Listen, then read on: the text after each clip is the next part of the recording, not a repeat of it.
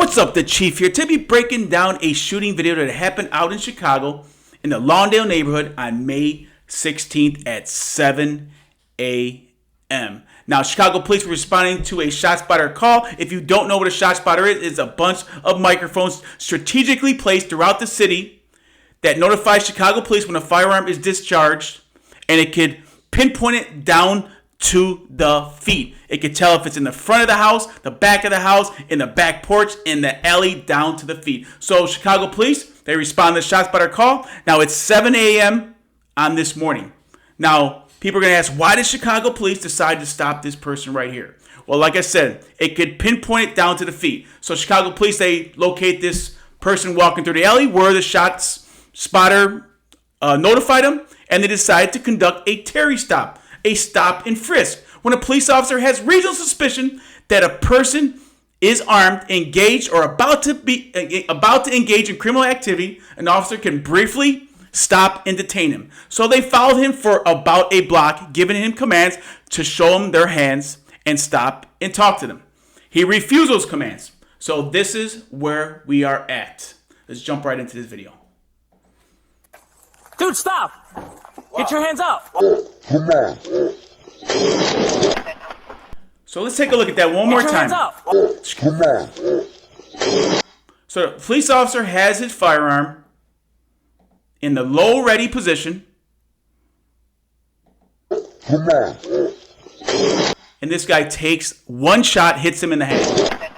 Now let's take a look at the view from the police car.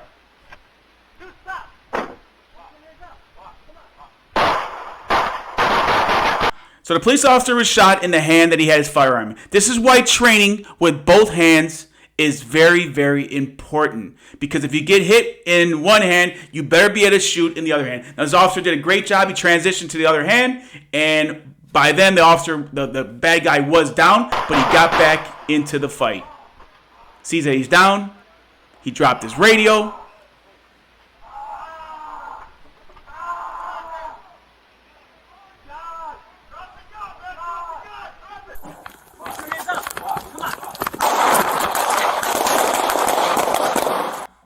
So let's take a look at this officer one more time from the back view.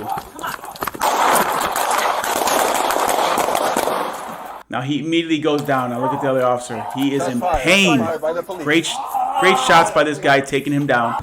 Now we got one more view. This is from the driver's side. All right. This is the officer that was shot in the hip and the shoulder.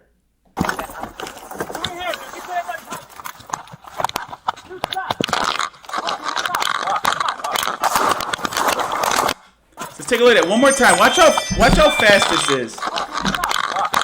He shoots the officer on the passenger side, then immediately starts shooting at the driver, the police officer on the driver's side. Now he gets hit in the shoulder and the hip. Now this guy right here who shot these police officers, he's a convicted felon. He's out on parole. And obviously he has a firearm, so he knows he's going to go back for a long time. So the only other option he has is try to shoot his way out. And see how comfortable he was? He shot one officer, didn't even hesitate, and then pointed at the second officer. These officers did a great freaking job. Both were hit.